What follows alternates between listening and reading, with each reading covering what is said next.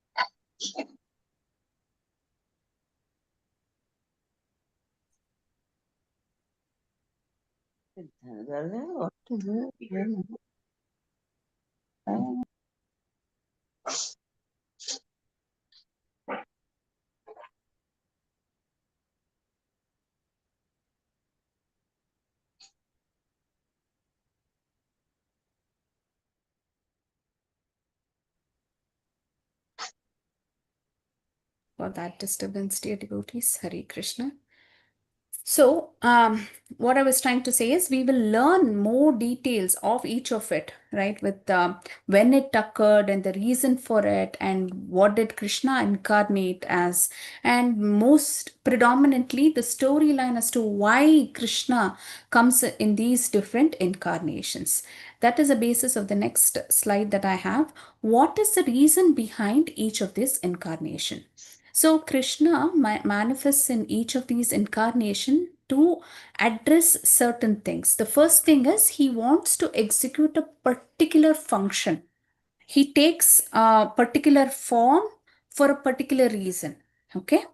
The second thing is that to reduce the burden of earth, he takes different forms, because each time he takes a different incarnation, it is he's taking care of the miscreants who are disturbing the earth, who are a burden to earth, right? And that is by Krishna, and that evidence is Bhagavatam canto 2 7 and 26. Different execution, different functions, that is there.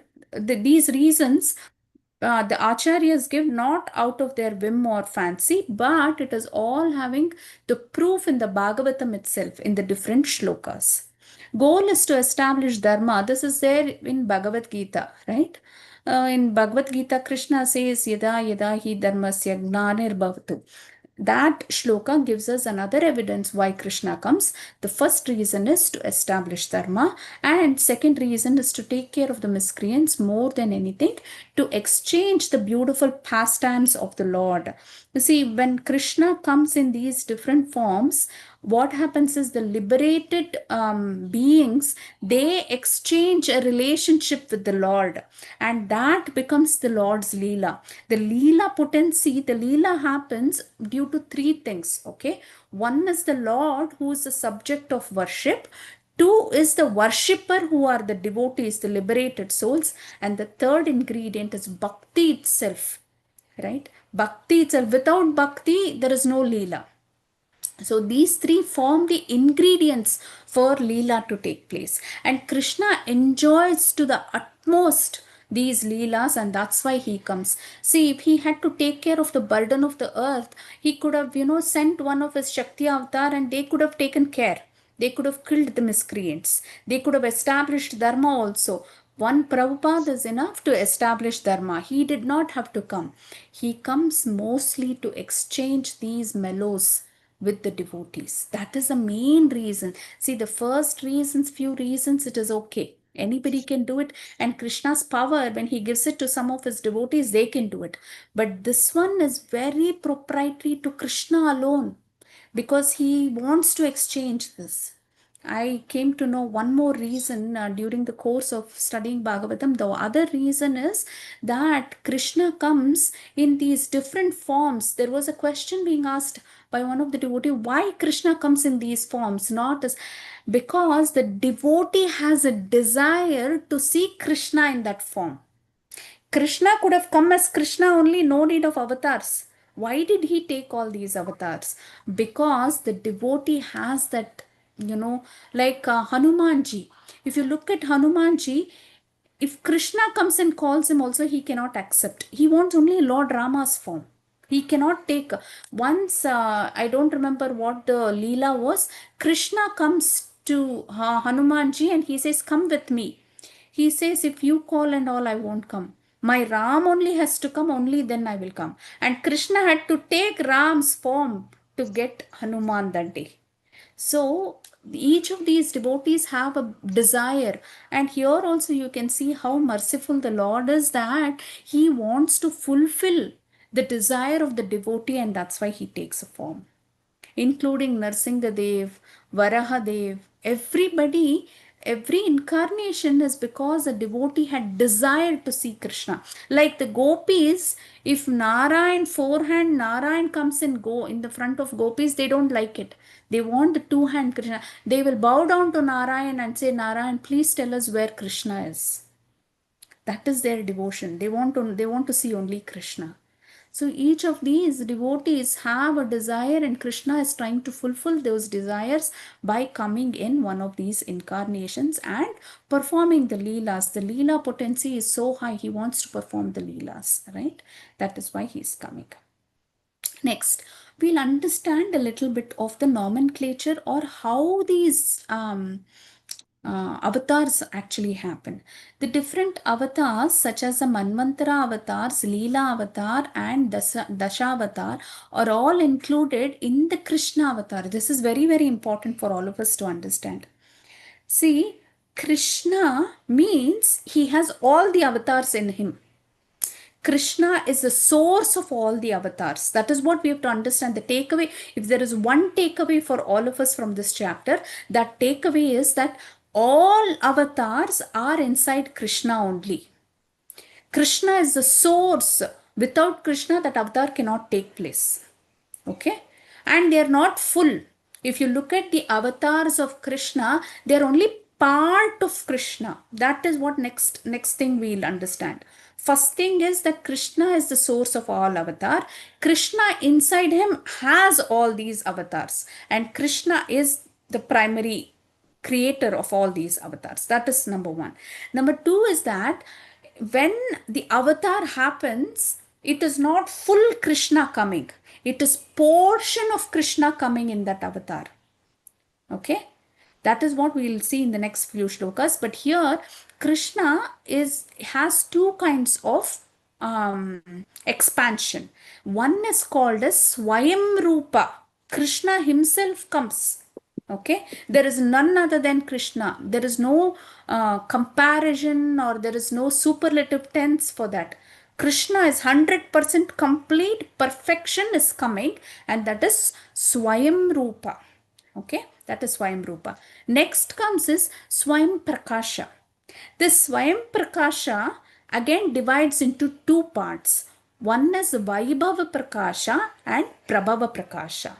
This Prabhava Prakasha, if you see, all the Goloka expansions that you see, when Krishna expands himself as a cowherd boys, or when the Dwarka, Krishna expands himself, all this Prabhava Prakasha. Krishna himself becomes another Krishna many times. That is Prabhava Prakasha. Vaibhava Prakasha is when those avatars, Manvantara avatara, Leela avatara, Guna avatara, all those happens. So again, I'll repeat. So Krishna expands in two ways. Okay. One is Swayam Prakasha. Swayam Prakasha means it is Krishna only who expands like the cowherd boys. Right? The Brahma Vimohan Leela, where he expanded himself into the calves and the cowherd boys. He himself becomes 2, 3, 4, 5, like that. That is Swayam Prakasha. The second form of expansion is Vaibhava Prakasha. Vaibhava Prakasha means one portion of Krishna comes in one of the avatars. Okay. Now further, this Vaibhava Prakasha, it becomes Tad Ekam Rupam. Okay, and Swamsha. Now I told you that Vaibhava Prakasha expands itself into different incarnation. In that also there are two kinds. One is Swa Amsha. That means a portion of Krishna comes. Okay. The other one is Tad Ekam Rupa. Vilasa Rupa, Prabhava Vilasa. These are all different expansions, but it is almost Krishna, like Krishna in Dwarka or in Vaikunta, Narayana in Vaikunta, all those are Vilasa or Tad Ekam. Now in Swamsha, Swam Amsha, wherever it comes as Amsha, means one portion is coming. Okay, within that Swamsha there are 6 different avatars. What are those? Leela avatara, Purusha avatara, Shakti avatara, Guna avatara, Manvantara avatara, and Yuga avatara. Swamsha means it is a portion, and that portion is categorized into 6 different avatars. That is Leela, Purusha avatara, Shakti avatara, Guna avatara, Manvantara avatara, and Yuga avatara. Okay, see, this portion is very difficult to understand. This Swayam Prakasha, Vaibhava, and everything. Yeah, as long as we are able to understand this portion for now, this entire chapter deals with the Swamsha only. It doesn't deal with the other forms of the Lord. It deals mostly with the Swamsha Avatara. Okay, that is what we're going to see one by one, the 6 categories. Within that 6 categories, there are many different sub things, and we will see that. When I say sub things, it is different. We will name each of those things. Okay. Swayam Bhagavan. So I told you there are 6. In that 6, the Leela Avatara that we talk about, right? That is what is the category for the 10 different Dasha Avatara. We all keep hearing about Dasha Avatara. The Dasha Avatara is nothing but the Leela. So this Dasha Avatara happens in Bhagavatam. If you see, Prabhupada gives more than 10. He gives around 16 or 18. Okay, but why he gives it like that? Because there are more avatars than we know of. Although it is saying 6 avatars categories and 10 within the Leela avatara, Rupa Goswami says that, I don't remember which book he talks this about. He says the number of waves in an ocean, can you count those? No, you cannot. Krishna's avatars are like that. It is very difficult for anybody to understand all the avatars of Krishna. Krishna comes in many forms, and the ones which are recorded in Bhagavatam is only this much. But beyond that also there are avatars of Krishna, which we cannot decipher or we cannot know. It is like the waves in an ocean. So many millions and millions of avatars Krishna has. Okay. And each of it he is always doing. He says once he wraps up the avatar and Leela in this universe, he will go to another universe. The same. Today, when I am talking about this avatar and Leela, somewhere it is happening. In some universe, it is actually happening at the same time. So it is very difficult for us to understand where and which universe Lord is and what avatar he is taking. Okay. Now the Swamsha Avatara, we'll go category by category and we'll see what it is. Partial manifestation of Lord, non-different from the original form but exists in less potency. So I told you Amsha means it is only a portion, it is not complete. Swamsha, right? It is Krishna only, but it is a portion of Krishna. It is not complete Krishna. Now in the Purusha Avatar, he descends for creation. Purusha Avatara, the background is for creation. Leela Avatara is for the pastimes, the unlimited pastimes. Here only it says described to be unlimited, like the waves of the ocean. This Leela Avatar, it is like the waves of the ocean. That many avatars are there. And Guna Avatara to control the 3 gunas. Rajoguna, Tamoguna and Sattva-guna. He takes the form of, in the mode of passion, he takes the form of Brahma. In the mode of destruction, he takes the form, in the mode of ignorance, he takes the form of Shiva. And in the mode of Sattva Guna, he takes the form of Vishnu.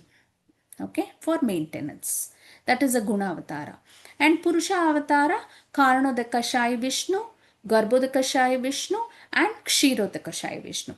That is Purusha Avatars for creation, right? Whenever creation had to happen, the Mahavishnu had to come down as Karanodakashai Vishnu, then Garbhodakashai Vishnu, and Kshirodakashai Vishnu. That is for creation. Okay. Now, this is another thing that I was trying to tell you. We've already revised this particular shloka. Ete chamsa kalapumsa Krishnastu Bhagavan Swayam. So, Krishna has 2 expansion. Amsha, Swamsha and Kala. Kala is you take portion of Krishna and another portion within that. That is Kala. Amsha is just first expansion. The secondary expansion is Kala. Plenary expansion and portion of that plenary expansion is Kala. And all these are the Swayam Bhagavan only. It is nobody else coming. Sometimes it is very difficult to understand, and people ask why Krishna is not named as one of the avatars.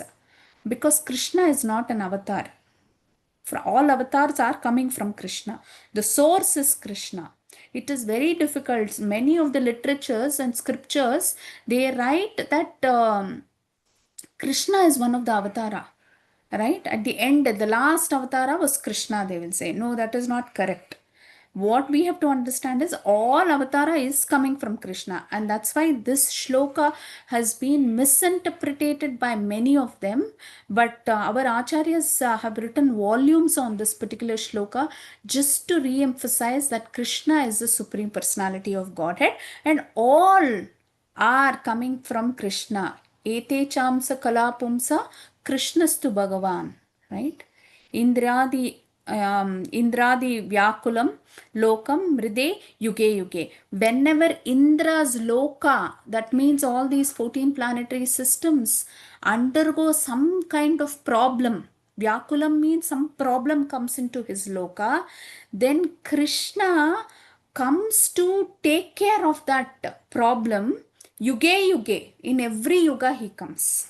Okay, but he comes as one of the avatars to help Indra. And if Indra is, his loka is disturbed, then our loka also will be disturbed, because Indra and all the other demigods are only taking care of us also.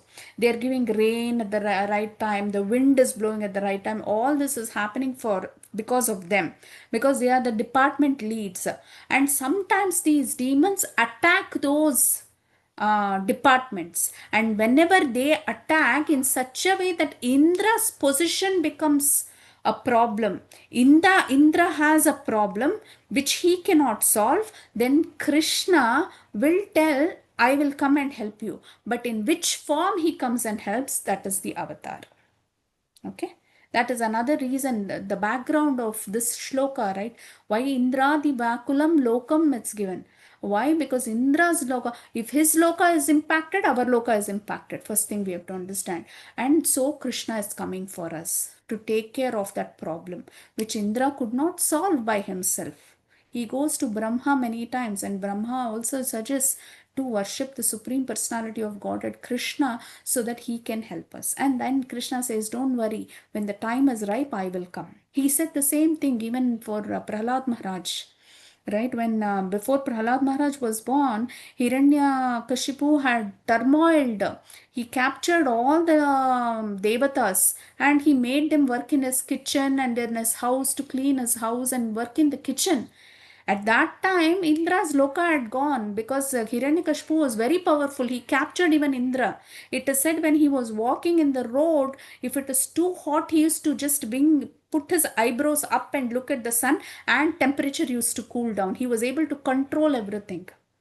At that time, Indra ran to Brahma, and Brahma and Indra, all of them ran to Krishna. When they ran, Krishna said, it is not a ripe time. My devotee will be born, and then I will come and take care of Hiranyakashipu. There also you will see every Leela avatar that you see in the Bhagavatam, in every canto, canto after canto, Krishna comes in one form or the other to save and protect his people or his devotees. Okay. Then Leela avatar. Swapna Mathaji, you had a question? Yeah, just one question there. Like in Dashavatara, there is like Krishna's avatara is also one avatara, right? So how do we relate it to like the topmost supreme personality is also like Krishna? Like that is bit confusing for me. Like, Yeah, is that's it why I think I just included.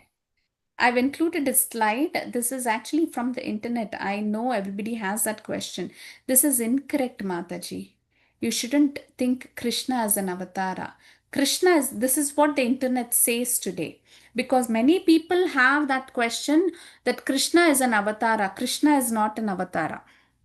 Krishna is the source of all the avatars. Krishna comes once in Brahma's day, but it is not an avatara. Avatar means what? Avatar means what? Avatar means to take a form and to incarnate, to manifest in a, from the other loka, you are manifesting in this loka.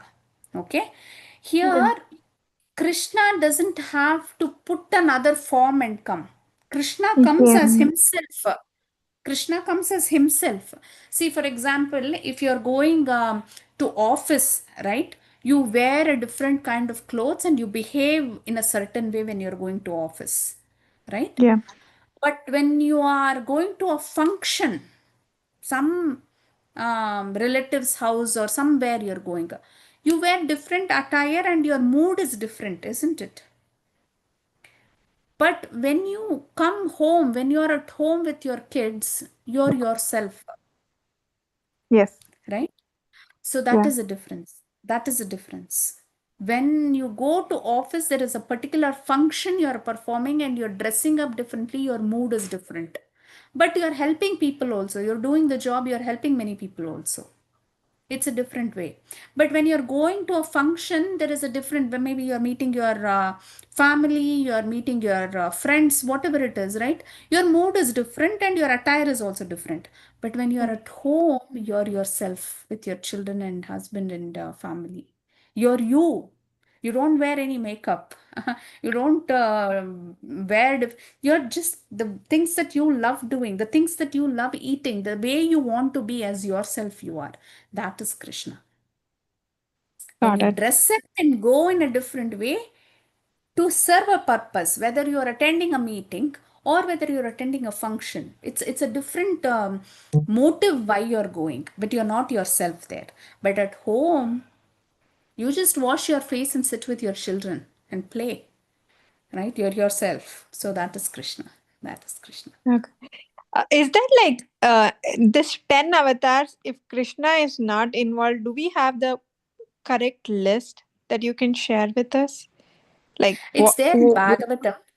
Bhagavatam has it. It is not the whatever 10 is named is not actually 10 also. There are more than Yes. that. Yeah.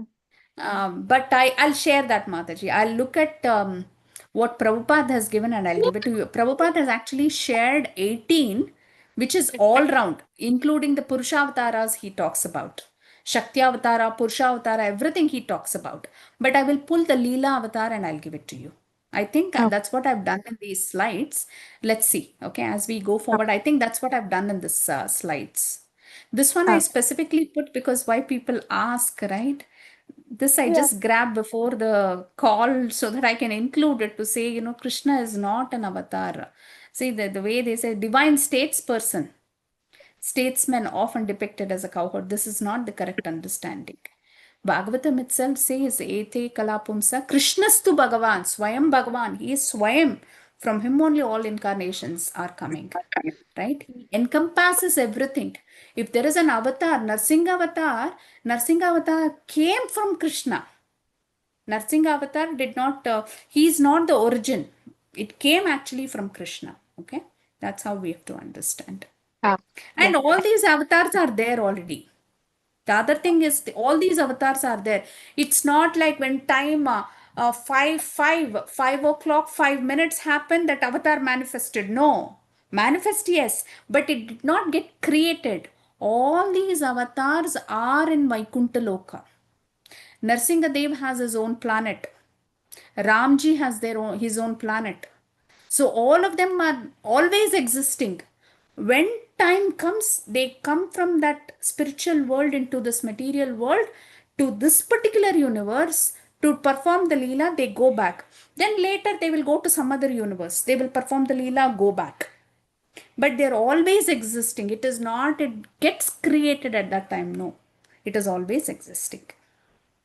Like us, we are part and parcel of Krishna only, but we are the Tatastha Shakti. But that is Amsha of Krishna. Krishna is only one Amsha, it is one portion, it is. Okay.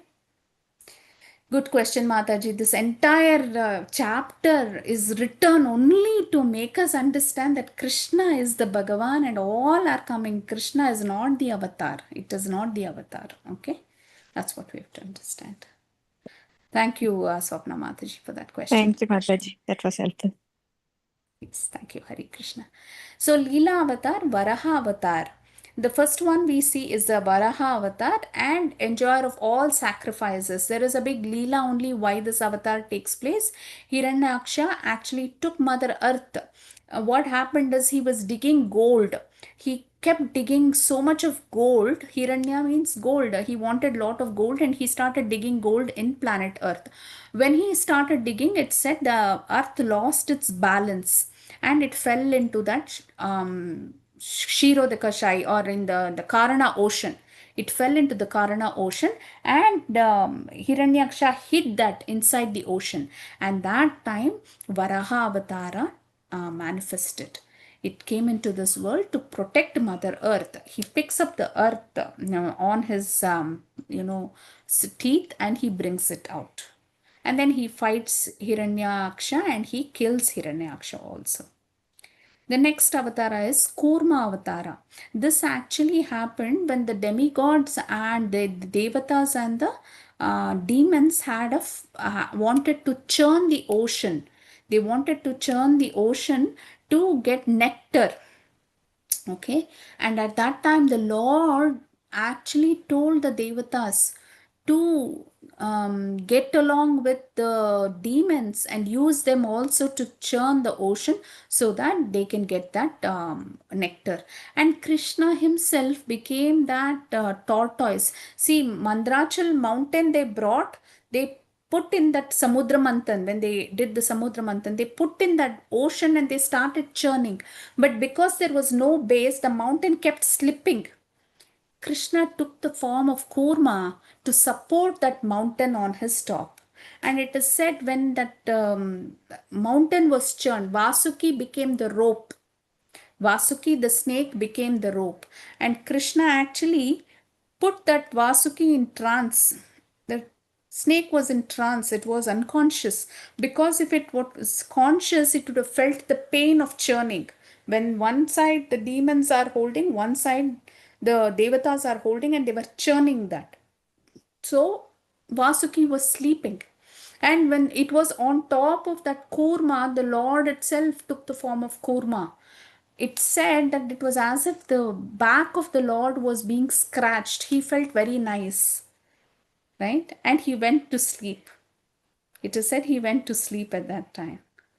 So it is very beautiful. That Leela is very beautiful. It actually comes in the 8th canto. When we go there, we will see, or someday I can narrate that pastime. It is a very beautiful pastime. And the next avatara is Matsya avatara. Matsya avatara is he wanted to show mercy to all. So Manu, once what happened is Manu was doing the morning prayers, and he took the water from the ocean to give arghya, and then one of the fish came inside his hand. He tried to leave that water again, pick it up again, it kept coming, and it said, keep me, take care of me. So he took it home and he put it in a small bowl, and it became as big as a bowl. Then he put it in a tank, it became as big as a tank. Then he put it in a river, he became as big as a river. That's when he realized it is Lord Vishnu only. It is Krishna only who has come, right? That is how that story manifests, and also to show Satyavrat Muni, one of his devotees, he wanted to show him. Satyavat Muni wanted to see how the end of the Manvantara happens. And at that time, Matsya, as a fish, he came and he protected, it is said. He gave lot of wisdom. He protected him in a boat and he gave him a lot of wisdom, it is said. This also we will narrate more detail. It is there in Bhagavatam. When we come to that section, we will see. The next one is the Narasingha avatar. The Narasingha avatar, we all know, this is Prahlad Maharaj.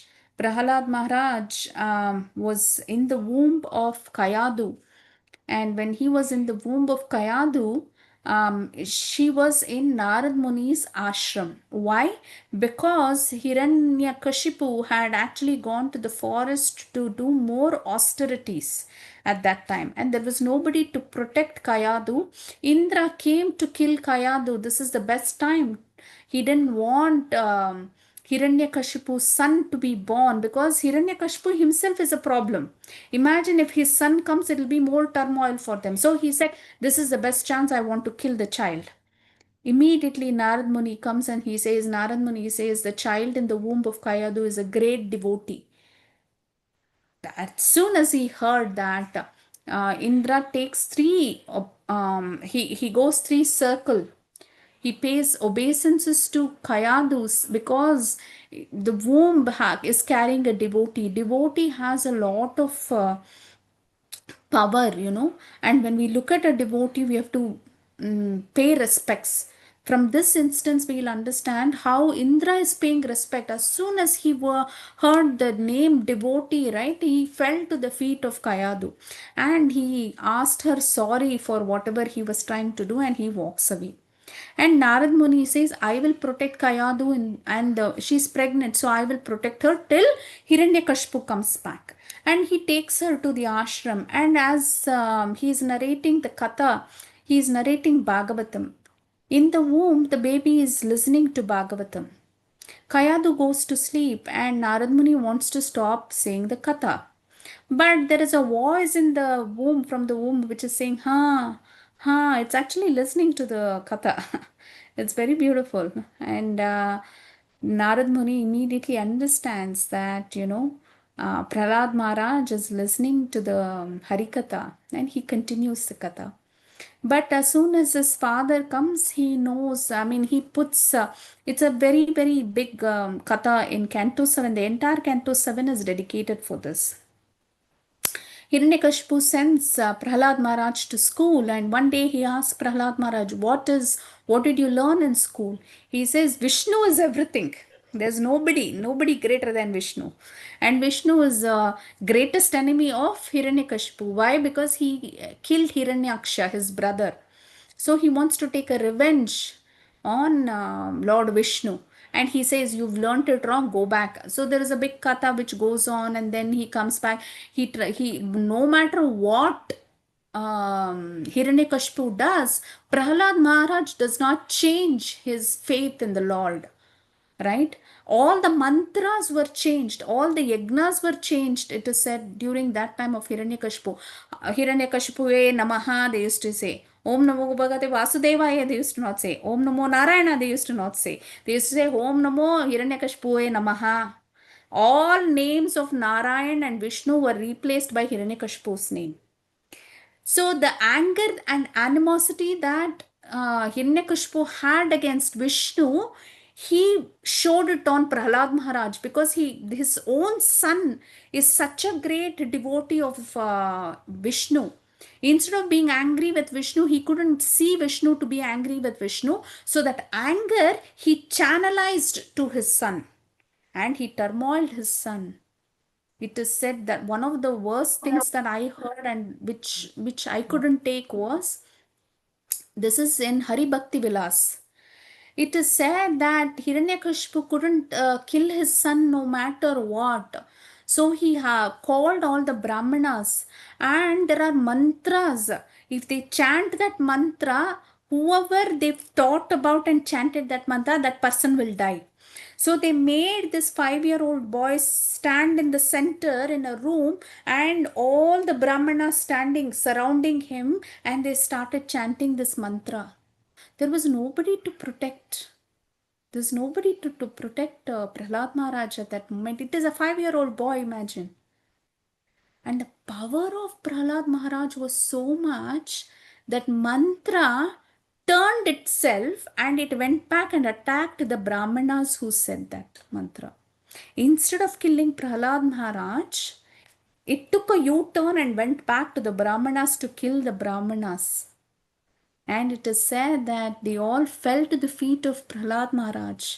Prahlad Maharaj countered that mantra and controlled that mantra, it is said. He protected them.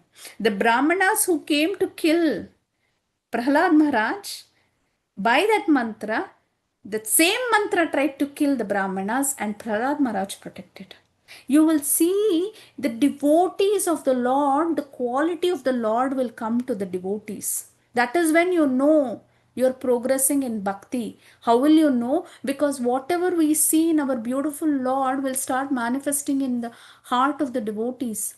Even our Krishna, right? Putana came to kill her, and he gave the greatest position to her. He killed her material body, but he gave her the greatest position. The same thing you will see in Prahlad Maharaj's also. See, this canto is one of the most read cantos. Chaitanya Mahaprabhu had read it more than 108 times, it says. And Gadadhar Pandit and Chaitanya Mahaprabhu used to read these two pastimes a lot. One is Dhruva Maharaj's pastime and the other one is Prahlad Maharaj's pastime. And our Srila Prabhupada always went to Canto 7. He liked Canto 7 a lot. So this is Prahlad Maharaj. And then to protect Prahlad Maharaj, Narsingadev came. And when Narsingadev's avatar happened, right, everybody was scared. But Prahlad never felt anything. He felt so as if, it is his own real true father. The love that he had for the Lord, everybody else felt that ferocious look on the. It's very difficult. See, we are thinking, we are just looking at this photo and thinking, but the real Narsingadev was very ferocious. Very, very ferocious.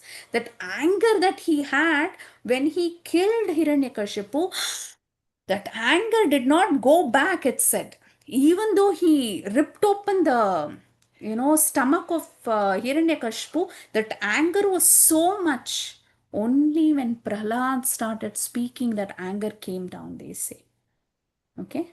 That is a Leela avatar. And many things in this Narasingha avatar, it is a very beautiful avatar because Hiranyakashipu had asked many, many blessings from Brahmaji. I should not die at night. I should not die in the morning. I should not die by a living person, not by a dead person. So many boons he had asked. And Krishna came to satisfy all the boons. Krishna came, why? To satisfy. He satisfied all the boons. So whenever a devotee says something, Krishna will make it happen. That is another evidence of our Lord's qualities. And that's why he says, Arjuna, in the Bhagavad Gita, Arjuna, you go and tell everybody that Name Bhakta Pranashati. My devotees will not perish. If I say it, I will break it. But if my devotee says it is like, Lakshman Rekha for me, I will not cross that. I will make it happen.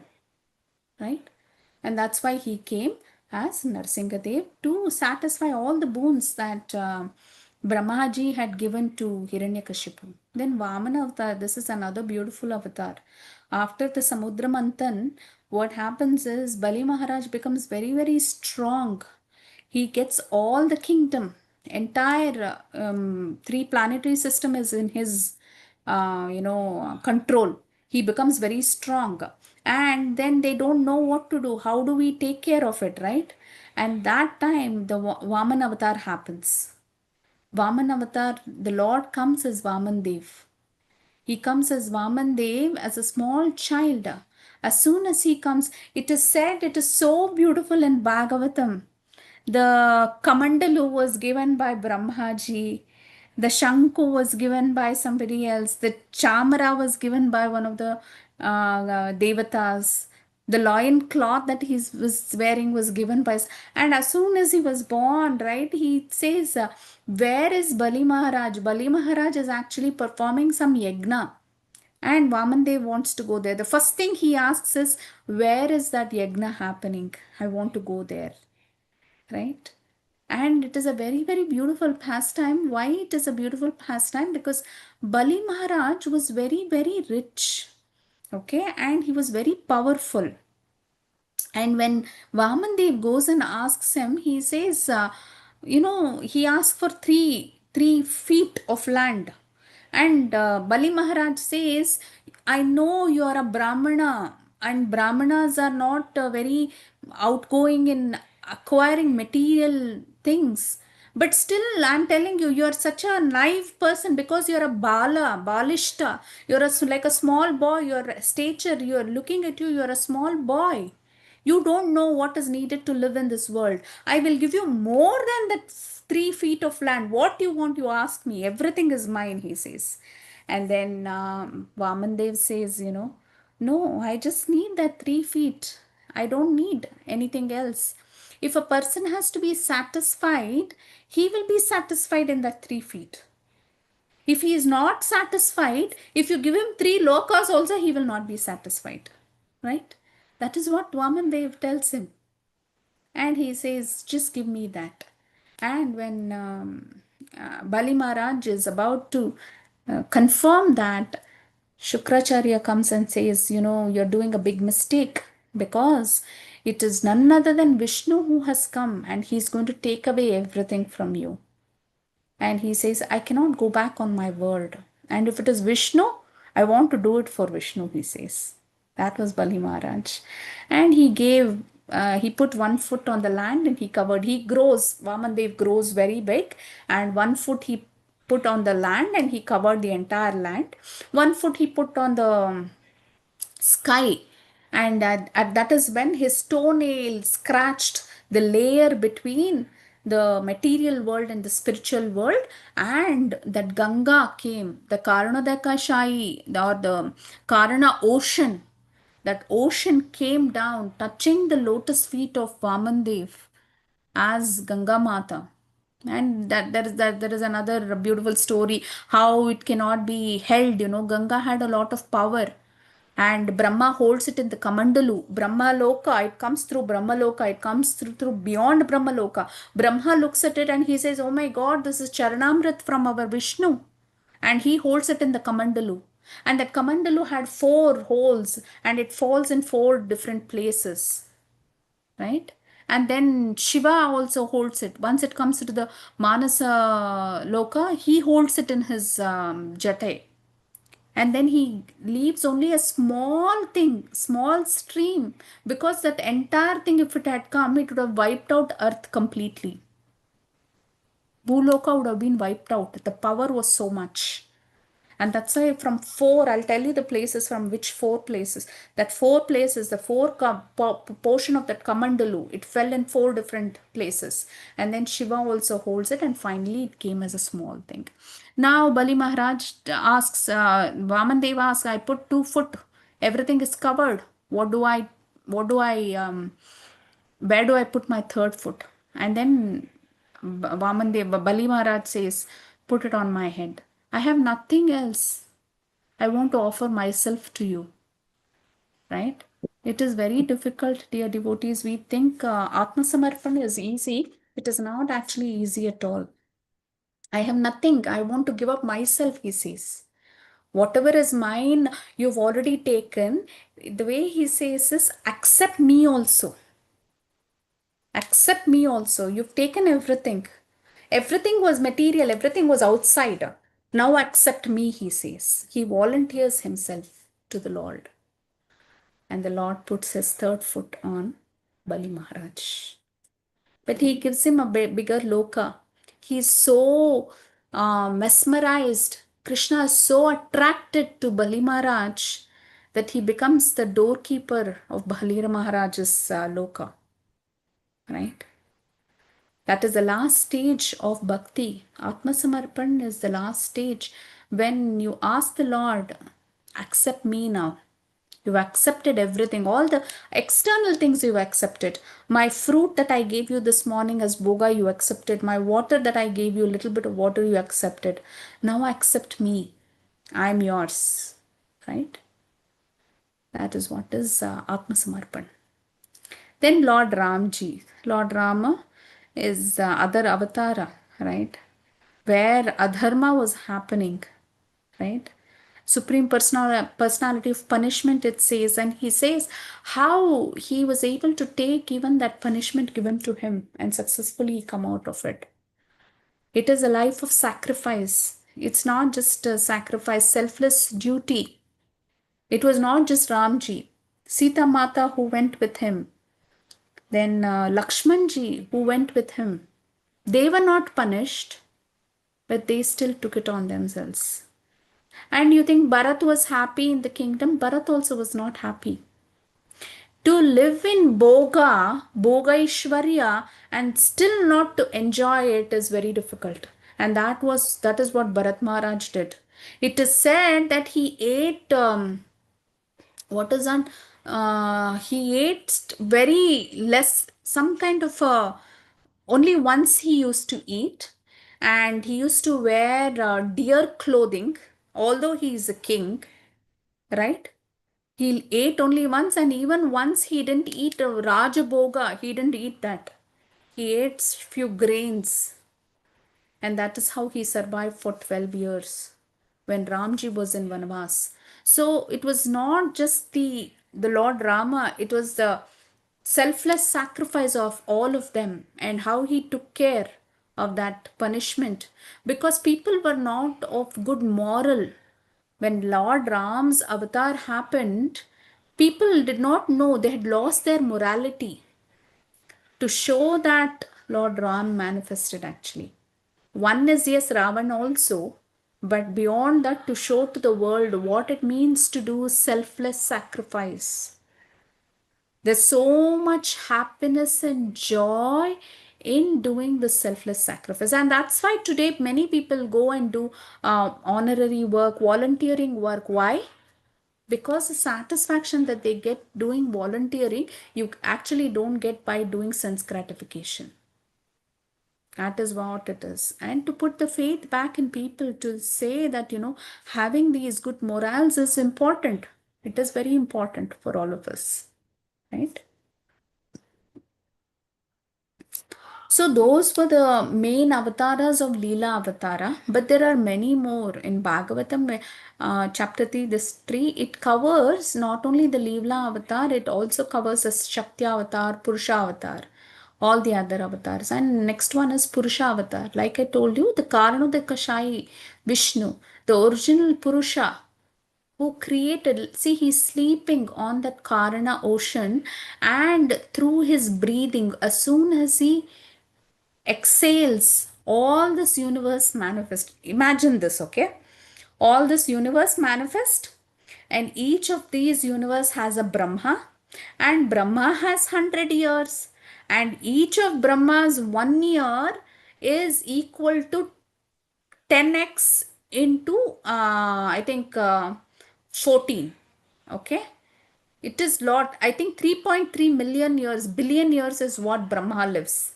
Okay, and Lord inhales, one exhale and one inhale of Vishnu is 3.3 billion years. So how long is his breath? Isn't it? See, Vishnu exhales, all the universe get created. Each of these universe has Brahma. Each of that Brahma has 100 years.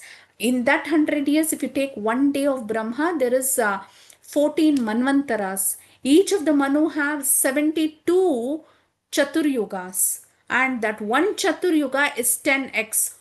X is equal to 432,000. If you put all these together, for 100 years of Brahma is 3.3 billion years. After that billionth year, the last day of the 100 years happens, Vishnu inhales. Everything along with Vishnu goes into the stomach of Vishnu. Again, after 3.3 billion years, he exhales. Again, creation happens. That is Karanodakashayi Vishnu.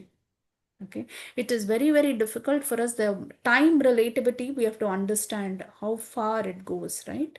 One exhale and one inhale of the Lord, all creation has taken place, many years have passed. So when we say do bhakti for this one janma, it feels very short. When you consider so much time, Mathaji and when you consider so much time of Brahma, right? Our one janma of ours where we give it to Krishna becomes very small. And for that small price that we are giving to Krishna, we are getting eternal life. Right? Eternal life. That is how we have to understand this. Then the Garbhodaka Vishnu, which is each of this universe, Mahavishnu enters into each of this small bubbles that you see. He enters as Garbhodaka Vishnu. And from his navel, Brahmaji comes out. Right? And furthermore, when Brahmaji creates all the 14 planetary system, into each of the atom within that 14 planetary system, again this Garbhodakashayi Vishnu forms the small particle like thing. He enters into each of this atom as Kshiradakashayi Vishnu. I think it is 1 second. No problem, Nalini Mataji. So that is how creation, this is Purusha Avatara. Why did Purusha Avatara take place? because it took place because creation had to happen. Why did creation have to happen? People like us, you and me, the living entities, had a desire to come to this world and become whatever we are today and enjoy Bhogavancha.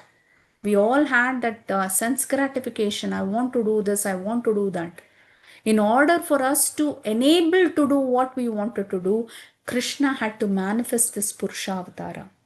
See, again, he's fulfilling the desires of his devotees, and that's why Purusha Avatara happened. We'll see how much we can complete in the next 5 minutes and then we can wrap up. I think I know it's already time. Guna Avatara. We already know from chapter 17, there are 3 gunas, right? The Sattva Guna, Rajo Guna, and Tamo Guna.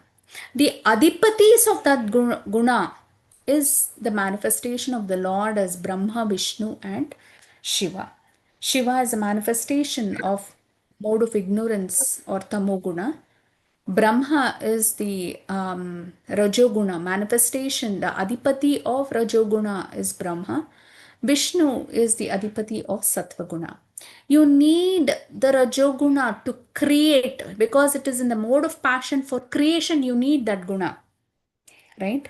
For maintenance of the three lokas that Brahma created, he had to have Sattvaguna for maintenance. And Shivji, because there has to happen a destruction at the end of Brahma's day, and when Brahma's 100 years happens also, that destruction, because Mahavishnu has to inhale everything. For him to inhale everything, all the destruction has to happen. And that's why Shiva mercifully took the mode of ignorance. So that, it is a last dance, they say. Shiva's last dance is the one which destroys the world. Through the fire from the mouth of Anantashesh. Anantashesh actually gives out fire. That fire starts burning from the bottom of the lokas, right? All the lower planetary system starts burning first, right? From down, it starts burning all the way to the Brahmaloka when destruction happens. And Shiva mercifully took that. It is said that Shiva usually takes it. If you are in a team and then you are an expert in doing your work, the toughest projects comes to you. If you're a very good student in class, the teacher always pulls you out when there is a tough questions being asked. That is our Lord Shiva.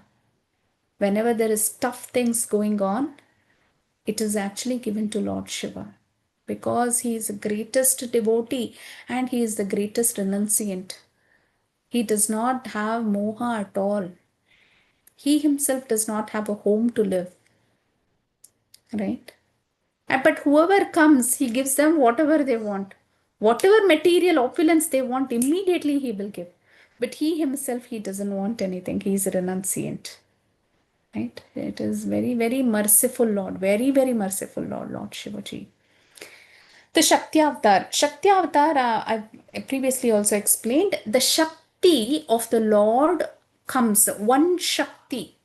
For example, Vyasadeva is Shakti Avatar of literary.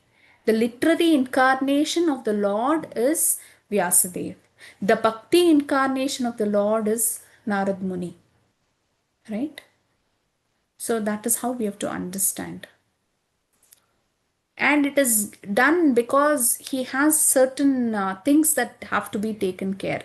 For that period of time, for a particular purpose, Krishna enables somebody with a certain quality.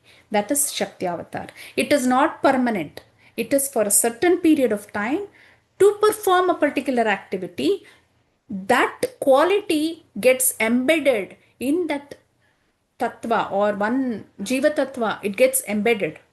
Krishna enables them for that moment. Like Arjuna.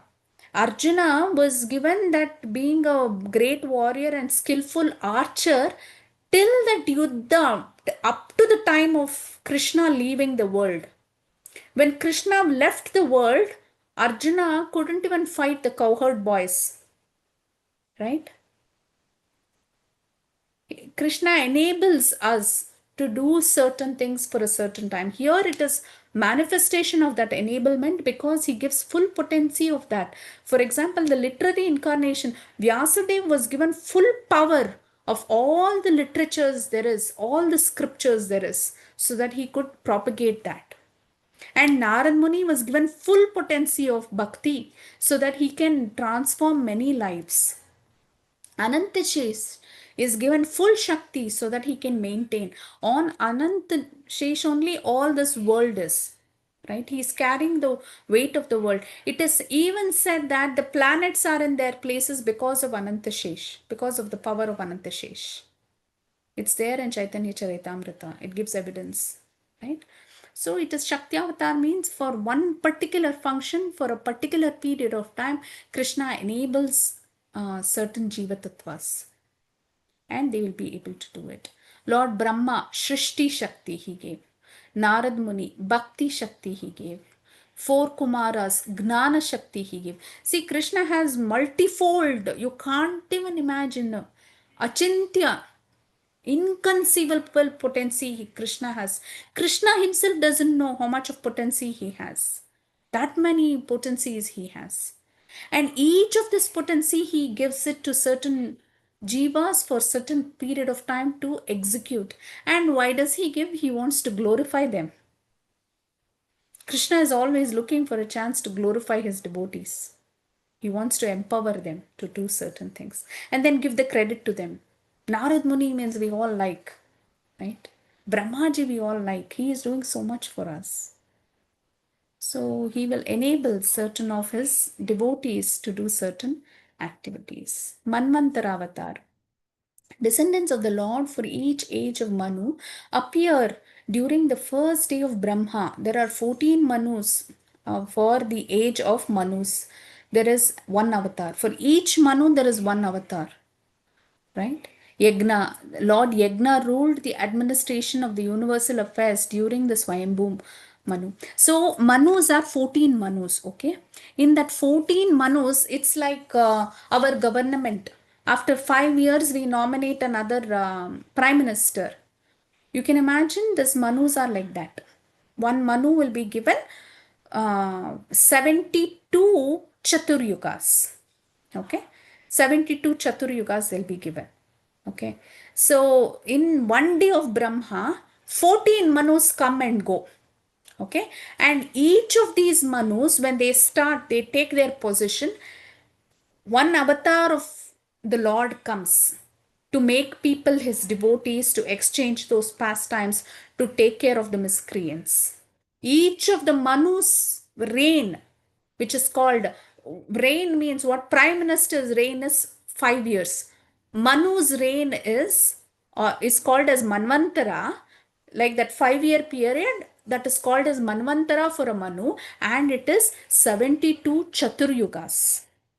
And during that time, Krishna supports them by coming as one of the Yuga avatar. Varaha avatar is one Yuga avatar. Narsingha avatar is one Yuga avatar. One Manu, it comes, not Yuga avatar. Yuga avatar is different, sorry. This is one Manu. During that time, Krishna comes to help the Manu to reign that, to take care of the people. And that is what is Manvantara avatar. Okay. We'll go in more detail. Even I am not very sure of the Manvantara avatar. Manvantara avatar, when the Manu avatars take that reign, take the holding, take the adipati of that, Krishna comes as one avatar. Swapna Mathaji, just give me 1 minute. I'll just finish off this Yuga avatar and then I'll take your question. Descendants of the Lord to establish the religion of the age for each of the 4 ages, they manifest in 4 colors. This is the Yuga avatar. Satya Yuga, he comes as Shukla Varna, that is white, he comes as. Treta, he comes as red. Dwapara, he comes as Krishna. Kali Yuga, he comes in yellow. Kali Yuga is a very hidden avatara.